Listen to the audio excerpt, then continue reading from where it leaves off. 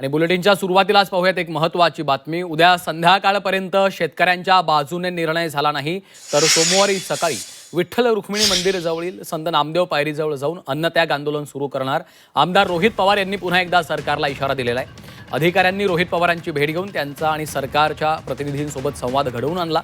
सरकारमधील जबाबदार मंत्र्यांनी आश्वासन द्यावं, अट काढून टाकू तरच आम्ही भेटून चर्चा करू, असं रोहित पवार यांनी म्हटलेलं आहे। रोहित पवार यांचं सध्या पंढरपूरमध्ये अन्नत्याग आंदोलन सुरू आहे। त्यांच्या आंदोलनाचा आजचा दुसरा दिवस आहे आणि त्यानंतर आता त्यांनी थेट संत नामदेव पायरीजवळ बसूनच आंदोलन सुरू करणार असा इशारा देखील सरकारला दिलेला आहे।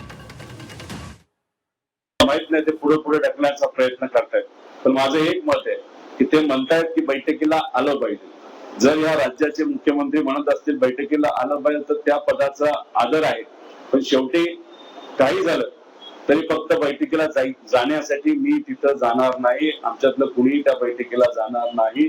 तुम्ही मीडिया समोर या महाराष्ट्राच्या सामान्य शेतकऱ्यांसमोर तुम्ही जाहीर करा की आम्ही या दोन्ही अटी मागे घ्यायला तयार आहोत, तरच आम्ही आपल्याला भेटायला येऊ, चर्चा करू आणि त्यातून मार्ग काढू।